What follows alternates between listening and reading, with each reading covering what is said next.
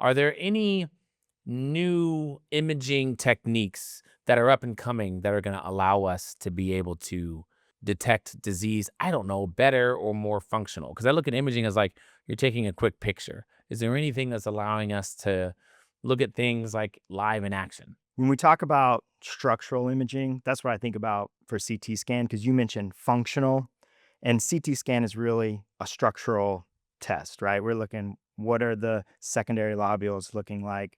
You know, are there abnormalities structurally that we can see?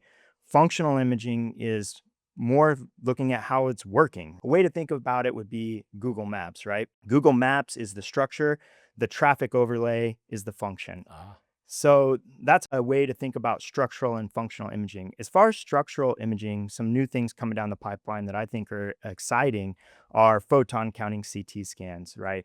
Photon counting CT scanners are going to allow us to see better definition or do allow us to see better definition at lower radiation doses.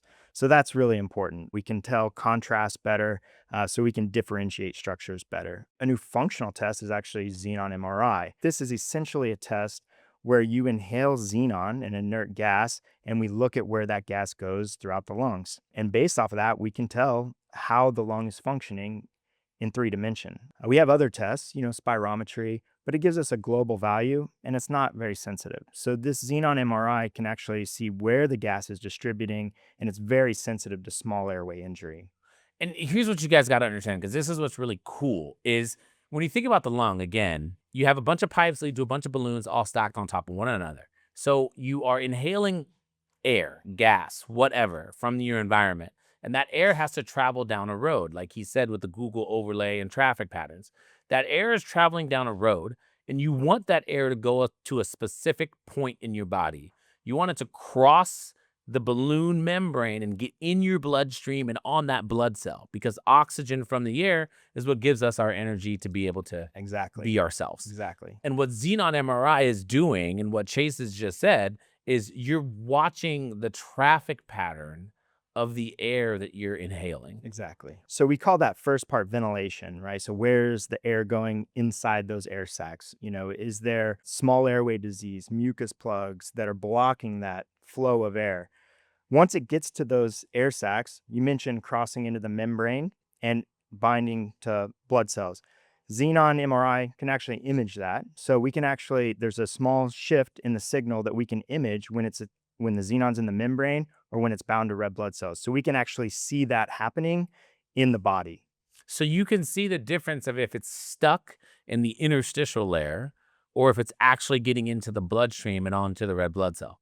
That is exactly right. That's something really cool because, again, there really is nothing else that gives us that type of information. Everything else is Ex- estimated, right? Exactly. I mean, we can do a DLCO, right?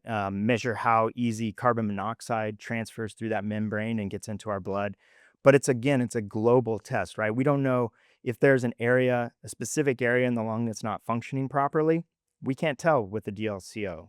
But with the xenon MRI, you can tell which area of the lung the disease may be most prominent. And you can tell if that gas exchange is taking place. And you can even go so far as to say, hey, listen, if you take this portion of lung out, they're going to lose a majority of their ability to ventilate or their ability to oxygenate. You can think of it, one, is just having that information. Where's the disease primarily taking place? Is there disease taking place, right? It's much more sensitive. But also, like you're getting to, guiding treatment decisions, right? Guiding procedures. And that is where 3 dimensional information has always been helpful.